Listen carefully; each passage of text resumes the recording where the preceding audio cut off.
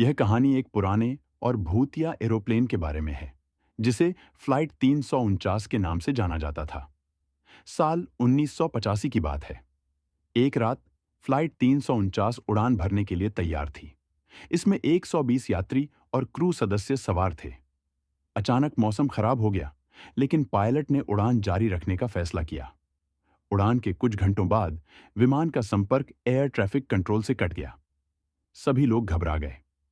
काफी खोजबीन के बाद विमान का मलबा एक पहाड़ी क्षेत्र में मिला, लेकिन हैरानी की बात यह थी कि न तो कोई लाश मिली और न ही कोई जिंदा इंसान। सभी लोग गायब हो गए थे। कई सालों तक इस रहस्य को कोई सुलझा नहीं पाया।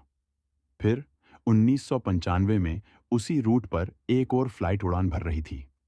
अचानक पायलट ने देखा कि पास में एक पुराना विमान उड़ रहा था, बिल्कुल वैसा ही जैसा फ्लाइट 349 था। वह धीरे धीरे उनके पास आ रहा था। पायलट ने जब ध्यान से देखा तो उस विमान की खिड़कियों से उसे यात्रियों के चेहरे दिखने लगे, लेकिन उनके चेहरे बेहद पीले और बिना जान के लग रहे थे, जैसे कि वे सभी भूत हों। पायलट ने तुरंत एयर ट्रैफिक कंट्रोल से संपर्क किया, लेकिन वहां से जवाब आया कि उस रूट पर कोई दूसरा विमान नहीं था।